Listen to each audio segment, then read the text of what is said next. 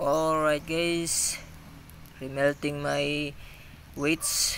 Kailangan tunawin guys, dahil hindi kasya yung butas natin sa bagong build natin. Ito. At may 3 na tayong natapos. Oops, eto. Alright, ito yung DIY molder ko guys. DIY molder. Iyan, para-paraan lang guys. Tapos tsaka nilalagay yung tunaw na tingga. So, ayan, itong isa nito mga estimated mahigit kalahating kilo.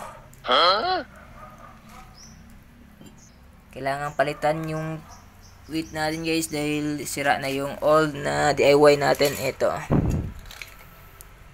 Ito yung ginamit ko dati, sira na to, hindi na naglalak, nabasag. Kaya etong nabili kong bago from Lazada. So kailangan nating lakyan yung taasan yung butas dito. Ayan. Oops. Okay, kasyang kasya.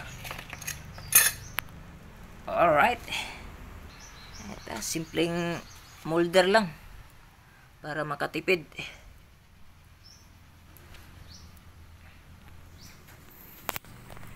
Alright,